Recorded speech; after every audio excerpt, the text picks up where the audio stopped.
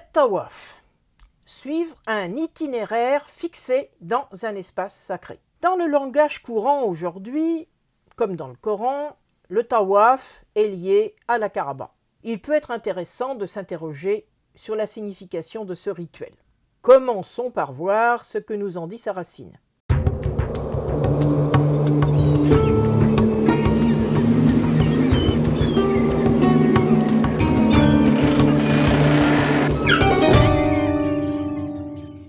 On s'aperçoit immédiatement qu'il s'agit d'une racine irrégulière avec le waw central.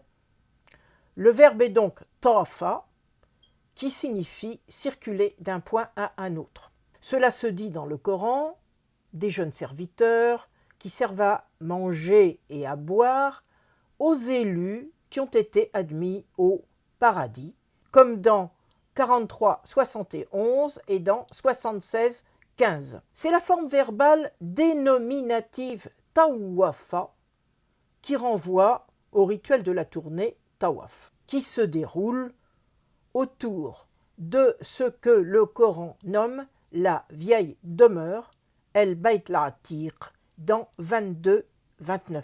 Certes, le Coran de période médinoise met en scène Abraham édifiant la Kaaba et inaugurant le rituel de la tournée autour d'elle, dans 225 et 127, mais cela ne nous empêche pas de nous interroger sur le sens d'un tel rituel dans l'Arabie du 7e siècle.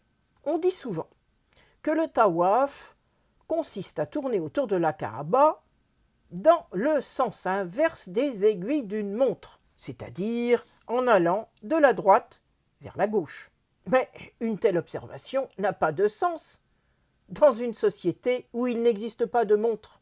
Par contre, on peut remarquer que, comme chacun le sait, le point de départ du tawaf se situe à l'angle est de la Kaaba, tout près de l'endroit où est maçonnée la pierre noire, Al-Hajar Al-Aswad. On commence ensuite le circuit en se dirigeant non vers le sud, mais vers le nord, pour accomplir la tournée à 7 reprises.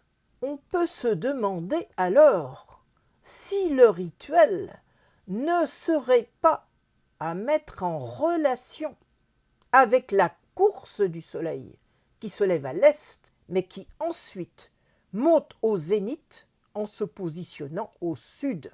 Il s'agirait donc là de tromper la puissance maléfique qui empêche la pluie de tomber par une marche qui va à l'inverse de la course du soleil, comme pour en effacer la nuisance. On en attendait ensuite une compensation en retour, comme dans le cadre d'un contrat, à l'issue du sacrifice qui terminait le rite. Il s'agissait, dans l'esprit des hommes de ce temps et de ce lieu particulier, de veiller à ce que le point d'eau qui donne vie à la cité reste alimenté par la pluie et permette aux résidents mécois de continuer à vivre sur place.